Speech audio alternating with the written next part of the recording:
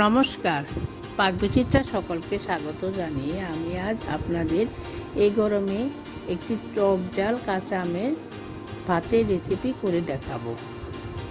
তার জন্য আমি এখানে 250 গ্রাম চালের ভাত করে নিয়েছি।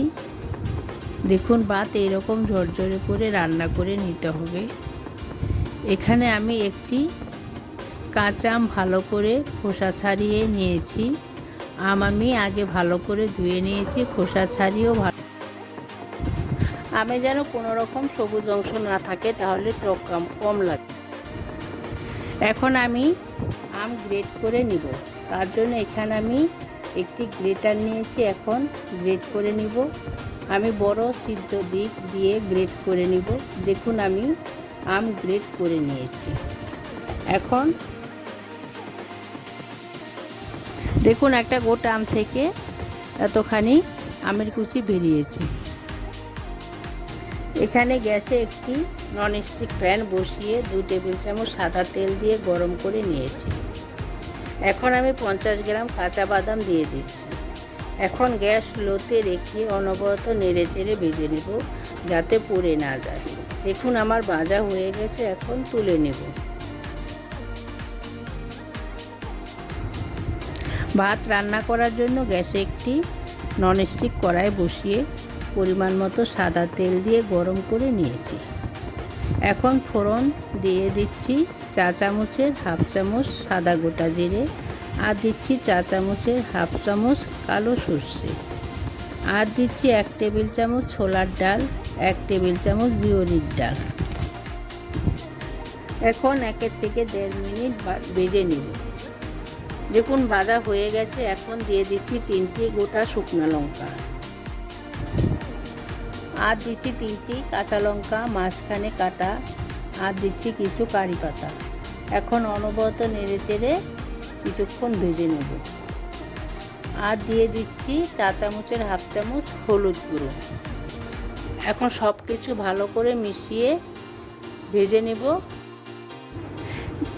দেখুন, আমার ভাজা হয়ে গেছে।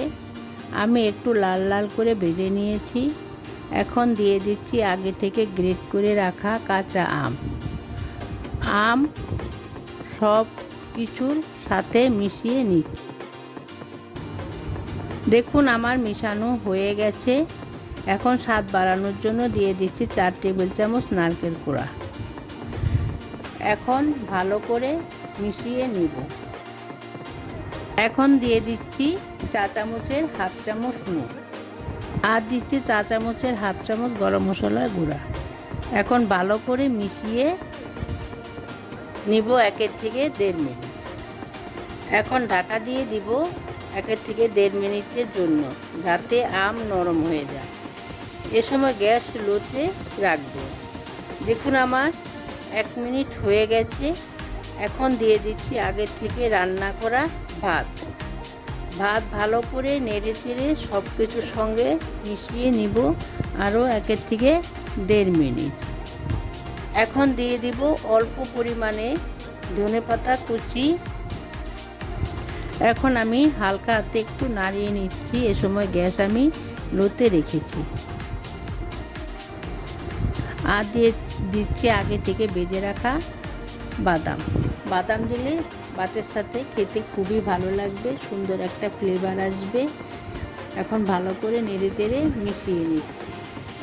আর এখন দিয়ে দিচ্ছি একটা পাতিলেবুর 4 ভাগের 1 ভাগ রস। এখন সব কিছু আবারও ভালো করে মিশিয়ে নিব 1 থেকে 1.5 মিনিট। দেখুন, আমার মিশানো হয়ে গেছে। রান্নাটা প্রায় হয়ে এসছে। এই রেসিপিটি একটি হেলদি রেসিপি, ছোট থেকে বড় সকলেই খেতে পারবেন। গরমের এই দুপুরে টক ঝাল কাঁচা আমের ভাত রায়তার সাথে খাবেন, দেখবেন খুব ভালো লাগবে। এখানে নুন ঝাল আপনারা আপনাদের স্বাদ অনুযায়ী দিবেন। এখানে ভাত আর কাঁচা আমের পরিমাণ আপনারা চাইলে বাড়িয়ে নিতে পারেন। আমি যেভাবে রান্না করলাম, আপনারাও একবার বানিয়ে গরমে খাবেন, দেখবেন খুব ভালো লাগবে। আমার চ্যানেলটি অবশ্যই সাবস্ক্রাইব করবেন, ভিডিওটি দেখবেন।